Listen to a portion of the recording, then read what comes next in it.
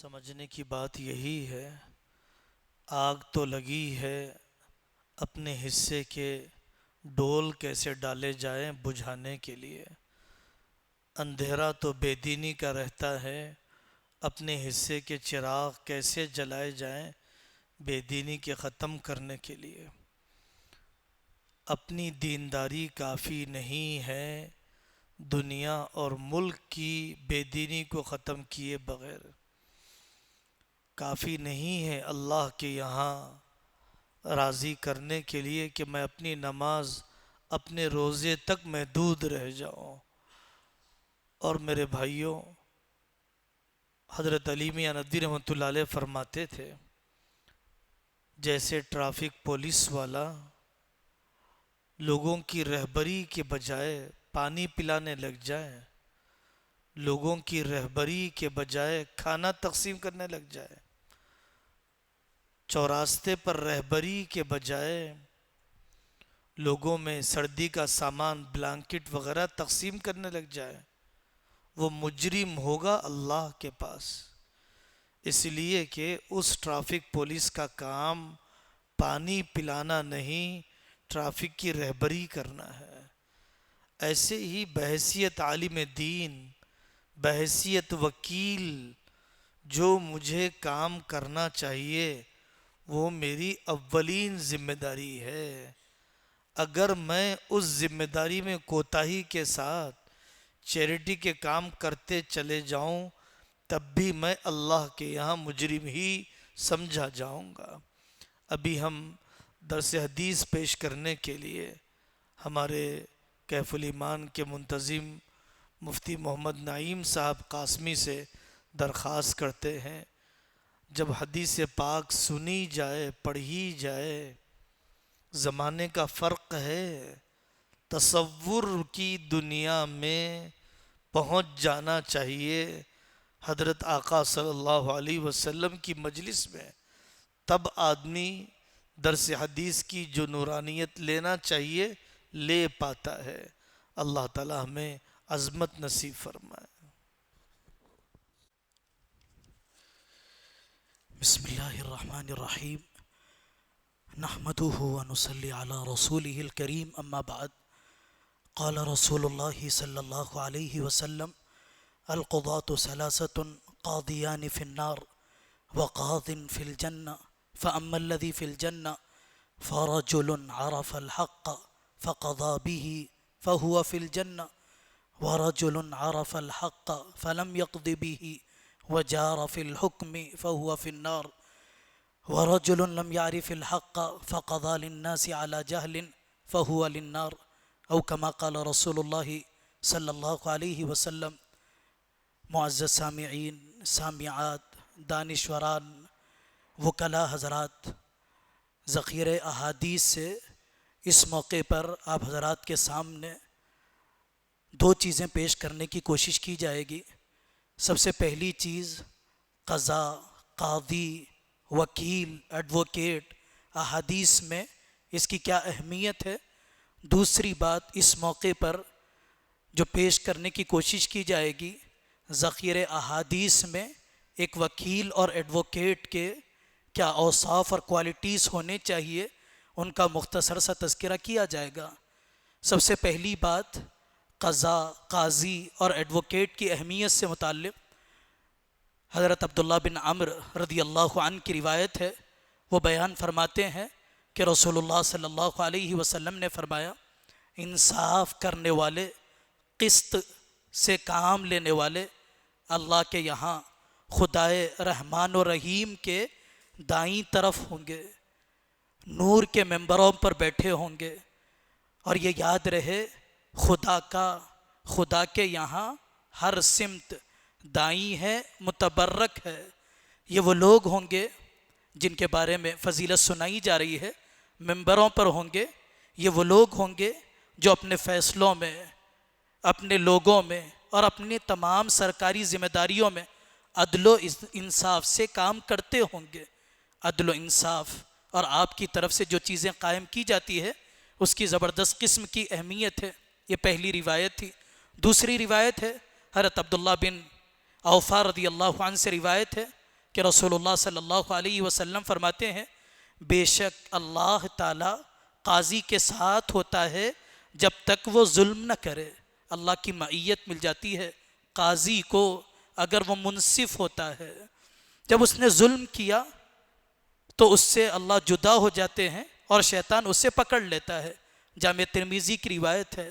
یاد رکھنا چاہیے دنیا میں طبیعتوں کا اختلاف ہوتا ہے۔ فضل کریم صاحب رحمۃ اللہ علیہ فرمایا کرتے تھے دو بڑے ایک ملک میں نہیں رہ سکتے ہیں، کئی چھوٹے ایک جھوپڑی میں رہ سکتے ہیں۔ طبیعتوں کے اختلاف کے بعد انانیت جو وجود میں آتی ہے، رذائل جب طبیعتوں میں ہوتے ہیں، آدمی خدا سے ہٹ کر خود پرستی کی طرف، خدا کی عبادت سے ہٹ کر خود کی عبادت کی طرف آ جاتا ہے، تو اب انصاف کی ضرورت پڑتی ہے۔ اگر یہ نہ ہو زمین فساد سے بھر جائے گی، ظلم سے بھر جائے گی، تو اس کے ازالے کے لیے انصاف، منصف، قاضی، عدالتیں، قانون، یہ ساری چیزیں ترتیب دے دی جاتی ہے۔ دوسری چیز احادیث کے ذخیرے سے جو آپ کے سامنے ذکر کی جائے گی وہ قاضی کے اوصاف ہے۔ امام احمد رحمۃ اللہ علیہ فرماتے ہیں قاضی میں سب سے اعلیٰ اور اچھی خوبی یہ ہے وہ غصے میں نہ آئے، وہ غصے میں نہ آئے۔ قاری صدیق صاحب رحمۃ اللہ علیہ انسانوں کی تربیت کے طریقے کی طرف رہبری کرتے ہوئے مثال سے فرماتے ہیں کہ ایک آدمی کو جسم کی سرجری کرنا ہے، پہلے پیشنٹ کو مانوس کیا جاتا ہے، دل جیتا جاتا ہے، ہمت دلائی جاتی ہے، تکلیف کا احساس ختم کیا جاتا ہے، اس کے بعد سرجری کی جاتی ہے۔ اگر آدمی بے قابو ہو کر سرجری کرنے، علاج کرنے کے لیے آگے بڑھے، نفع سے زیادہ نقصان ہوتا ہے۔ مقدمہ لڑنے والے قاضی کے منصب پر فائز لوگ، ان کے اندر یہ کیفیت نارمل سچویشن میں رہے، نارمل کنڈیشن میں رہے، غصہ نہ آنے دے۔ امام ابن قیم رحمۃ اللہ علیہ فرماتے ہیں قاضی کے لیے 3 چیزوں کا جاننا ضروری ہے، ان کے بغیر قاضی کا فیصلہ درست نہیں ہوگا۔ سب سے پہلی چیز وہ فرماتے ہیں دلائل کو جانے، دوسرا اسباب کو جانے، تیسرا شہادتوں کو جانے، پروف کو جانے۔ حضرت فرماتے ہیں ابن قیم رحمۃ اللہ علیہ اب اسباب سے اسے معلوم ہوگا زیر غور مقدمے میں یہ حکم لگتا ہے، یہ حکم نہیں لگتا ہے۔ گواہیوں سے معلوم، گواہیوں سے اختلاف کے وقت فیصلہ کرنا ممکن ہوگا۔ اگر ان 3 میں سے کسی ایک میں غلطی ہوگی، ابن قیم رحمۃ اللہ علیہ فرماتے ہیں اس کے نتیجے میں، فیصلے میں غلطی ہوگی۔ امام ابن تیمیہ رحمۃ اللہ علیہ فرماتے ہیں حکمرانی کرنے کے لیے 2 چیزیں رکن کا درجہ رکھتی ہے۔ سب سے پہلی چیز قوت ہو، دوسری چیز امانت ہو۔ لہذا قاضی کو چاہیے وہ حلیم ہو، بردبار ہو، تاکہ کسی فریق کے بیان پر غصے میں نہ آئے، صحیح فیصلہ دینے کے لیے رکاوٹ بن جائے۔ لہذا علم کی زینت ہے، اس کا حسن و جمال ہے۔ جس کی ضد، علم کی ضد جذبات میں آنا، جلد بازی کرنا، مستقل نہ رہنا۔ قاضی کو چاہیے وہ علم والا، ٹھنڈے مزاج کا حامل ہو، حوصلہ مند ہو، تاکہ جلد بازی اور جوش کی وجہ سے اس سے ایسا کام سرزد نہ ہو جائے جو اس کے مناسب نہ ہو۔ حضرت ابن تیمیہ رحمۃ اللہ علیہ فرماتے ہیں وہ فطین ہو، فہیم ہو، سمجھدار ہو، تاکہ کوئی فریق اسے دھوکہ نہ دے سکے۔ وہ عفیف اور پاک دامن ہو، یعنی خود کو حرام کاموں سے بچانے والا ہو، صاحب بصیرت ہو، اپنے سے پہلے قاضیوں کے فیصلوں سے واقف اور آگاہ ہو۔ فریقین کے ساتھ بات چیت کے الفاظ کے استعمال اور نشست گاہوں میں مساوات اور عدل و انصاف کا خیال رکھے۔ 2 فریق آپ کے پاس آئیں گے، اپنا قضیہ لے کر آئیں گے، ان کو کیسے بٹھانا ہے، ان سے گفتگو کا انداز کیا ہوگا، دونوں کے درمیان آواز کی بلندی، آواز کی کمی، بیٹھکوں کی تبدیلی، رویے کا بدل جانا، یہ زبردست قسم کا ظلم ہے۔ حضرت سیدنا ابن زبیر رضی اللہ عنہ سے روایت ہے رسول اللہ صلی اللہ علیہ وسلم نے حکم دیا مدعی اور مدعا علیہ دونوں کو قاضی کے سامنے بٹھایا جائے گا، کسی کے ساتھ سونتیلا سلوک نہیں کیا جائے گا۔ اب اوصاف کے درجے میں 11 چیزیں آپ کے سامنے مختصراً ذکر کی جائے گی۔ سب سے پہلی چیز، فریقین کے درمیان کوئی امتیازی سلوک نہ ہو، چاہے وہ رشتہ دار ہو چاہے وہ دور کا ہو، یاد ہونا چاہیے اللہ کے نبی صلی اللہ علیہ وسلم کا واقعہ، جب چوری کسی بڑے قبیلے کی خاتون نے کی، لوگوں نے سفارش کرنے کی کوشش کی، اللہ کے نبی صلی اللہ علیہ وسلم نے فرمایا اگر فاطمہ کی بیٹی محمد بھی چوری کرتی تو اس کا بھی ہاتھ کاٹا جاتا، کوئی امتیازی سلوک فیصلہ کرنے میں نہیں کیا جائے گا۔ ابن قیم رحمۃ اللہ علیہ فرماتے ہیں دونوں فریقوں میں سے کسی کو امتیازی جگہ پر بٹھانا یا اس سے زیادہ یا اس کی طرف زیادہ توجہ دینا، ایک فریق کے استقبال کے لیے کھڑے ہونا یا اس سے مشورہ لینا منع ہے، تاکہ یہ چیز دوسرے فریق کے لیے دل شکنی، دل کے ٹوٹنے کا سبب بنے گی۔ اس کا اثر یہ ہوگا، ابن قیم رحمۃ اللہ علیہ فرماتے ہیں کہ جس فریق کو کمتر سمجھا گیا اس کے دلیل کو کمزور جانا جائے گا، یہ کیفیت افسوسناک ہے۔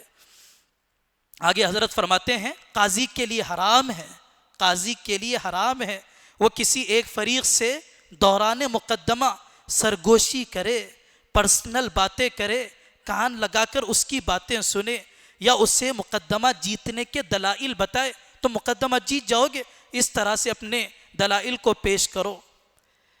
حضرت ام سلمہ رضی اللہ عنہا فرماتی ہیں کہ رسول اللہ صلی اللہ علیہ وسلم نے فرمایا جس شخص کو لوگوں کے درمیان فیصلہ کرنے کی آزمائش میں ڈالا جائے اس کو چاہیے کہ وہ ان کے درمیان اپنی نظروں کو، اپنے اشاروں کو، اپنے بیٹھنے میں بھی عدل سے کام لے۔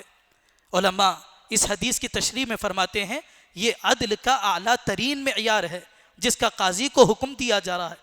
فریقین کی طرف دیکھنے کا انداز، اشارے، بیٹھنے، ان سب میں برابری لازمی ہے۔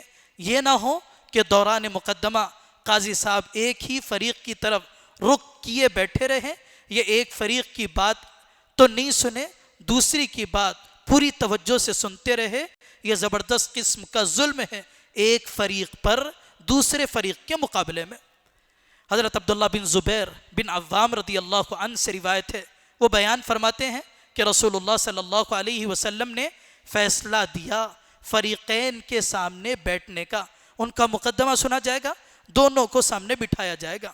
دوسری بات، ضروری نہیں ہے کہ آدمی عدالت کے بعد، ایڈوکیٹ کے بعد، بیرسٹر بن جانے کے بعد ہر مسئلے کا حل اس کے پاس ہو، اگر ہو بھی شریعت کے مطابق ہو، ضروری نہیں ہے۔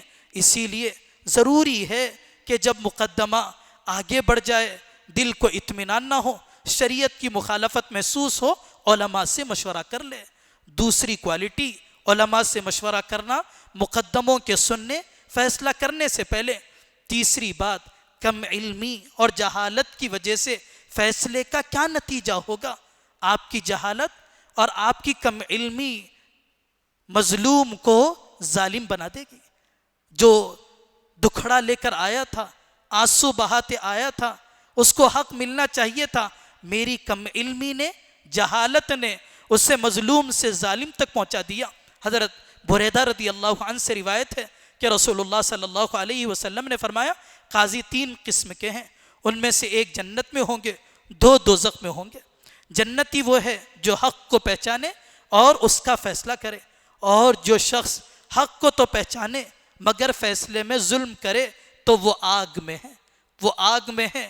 2 طرح کی روایتیں آپ کے سامنے آ رہی ہے۔ ایک روایت آپ کے سامنے ابتدا میں ذکر کی گئی، آپ ممبروں پر ہوں گے۔ دوسری روایت آپ کے سامنے ذکر کی جا رہی ہے کہ آپ جہنمی بن جائیں گے اگر آپ ان چیزوں کی رعایت نہیں کریں گے۔ تیسرا آدمی، جو شخص جہالت کی بنا پر لوگوں کے فیصلے کرے، وہ بھی آگ میں ہوگا، جہنم میں ہوگا۔ چوتھی بات یہ ہے، ذمہ داری کا احساس ہو، ظالم کی حمایت نہ ہو۔ ذمہ داری کا احساس ہو، اللہ نے منتخب کیا ہے، کلکم راع، ہر آدمی ذمہ دار ہے، ذمہ داری کے بارے میں پوچھا جائے گا۔ منتخب شدہ لوگ جن کو اللہ نے عدالت، ہائی کورٹ، ڈسٹرکٹ کورٹ الگ الگ موقعوں پر خدمت کا موقع دیا، انہیں چاہیے اپنی ذمہ داری کا بھی احساس ہو، مقدمہ لڑنے میں کبھی ظالم کی حمایت نہ ہو۔ حضرت ابو ہریرہ رضی اللہ عنہ سے روایت ہے، رسول اللہ صلی اللہ علیہ وسلم نے فرمایا، جس نے مسلمانوں کا قاضی بننے کا مطالبہ کیا یہاں تک کہ یہ مرتبہ حاصل کر لیا، پھر اس کا انصاف اس کے ظلم پر غالب آ جائے، پھر اس کا انصاف اس کے ظلم پر غالب آ جائے تو اس کے لیے جنت ہے، اور جس کا ظلم اس کے انصاف پر غالب ہو اس کے لیے آگ ہے۔ مقدمہ سننے میں اطمینان کے ساتھ دونوں کے قضیوں کو سننا چاہیے۔ حضرت علی رضی اللہ عنہ سے روایت ہے، مجھے رسول اللہ صلی اللہ علیہ وسلم نے قاضی بنا کر یمن بھیجا، میں نے عرض کیا یا رسول اللہ آپ مجھے بھیج رہے ہیں حالانکہ میں نوعمر ہوں، مجھے فیصلہ کرنے کا علم نہیں ہے۔ فرمایا اللہ تعالیٰ دل کو ہدایت اور تمہاری زبان کو پختگی عطا فرمائے گا۔ جب تم دو شخصوں کے پاس مقدمہ جب دو شخص تمہارے پاس مقدمہ پیش کرے تو پہلے کے لیے فیصلہ نہ کرنا یہاں تک کہ دوسرے کی بات کو نہ سن لو۔ فرماتے ہیں حضرت علی رضی اللہ عنہ، اس کے بعد مجھے کسی فیصلے میں شک واقع نہیں ہوا، اسی لیے طرفین کی پوری بات سننے کے بعد فیصلہ کرنا چاہیے۔ عموماً جب ان میدانوں میں آدمی بڑھتا ہے، لوگ ظالم ہوتے ہوئے ظلم لوگوں کے سامنے نہ آئے، ہمارا بچہ گرفتار نہ ہو، کیس بک نہ ہو، تھیلی لے کر آتے ہیں، پیسے لے کر آتے ہیں رشوت کے دینے کے لیے۔ حضرت عبداللہ بن عمرو رضی اللہ عنہ سے روایت ہے، رسول کریم صلی اللہ علیہ وسلم نے رشوت دینے والے، رشوت لینے والے پر لعنت فرمائی ہے۔ بہت احتیاط کرنا پڑتا ہے ان میدانوں میں آگے بڑھتے ہوئے۔ ساتویں بات یہ ہے، ظالم کی بھی مدد ہونی چاہیے، ظالم کی بھی مدد ہونی چاہیے۔ اس کا کیا طریقہ ہوگا؟ ظالم کی بھی مدد ہو سکتی ہے، مگر یہ نہیں کہ وہ ظلم کرنے والا اور جری ہو جائے۔ حکمت چاہیے، وزڈم چاہیے ظالم کو ظلم سے روکنے کے لیے، ورنہ وہ اور زیادہ ظلم پر جری ہو جاتا ہے۔ اس کی مدد یہ ہے ظلم، اور اس ظلم کی آگے تعدی ہونے سے اس سے روکا جائے۔ کیسے ہو سکتا ہے؟ ظلم کی قباحت بیان کی جائے، کاؤنسلنگ کی جائے، ذہن بنایا جائے، اور ہونے والی تکلیف کا احساس اس سے بتایا جائے۔ اگر تم ظالم باقی رہو گے دنیا بھی اجڑے گی، آخرت بھی اجڑے گی، مظلوم کی اور کتنا وہ پریشان ہو جائے گا بیان کرنے کی ضرورت ہے۔ اللہ کے نبی صلی اللہ علیہ وسلم فرماتے ہیں اپنے بھائی کی مدد کرو، خواہ وہ ظالم ہو یا مظلوم ہو۔ اگر ظالم ہے تو اس سے ظلم سے روک دو، اگر مظلوم ہے تو اس کی مدد کرو۔ حق پر مدد بہرحال باعث اجر ہے۔ حضور صلی اللہ علیہ وسلم نے ارشاد فرمایا جو پشت پیچھے اپنے بھائی کی مدد کرے گا اللہ تعالیٰ دنیا و آخرت میں اپنی مدد سے اس کو نوازے گا۔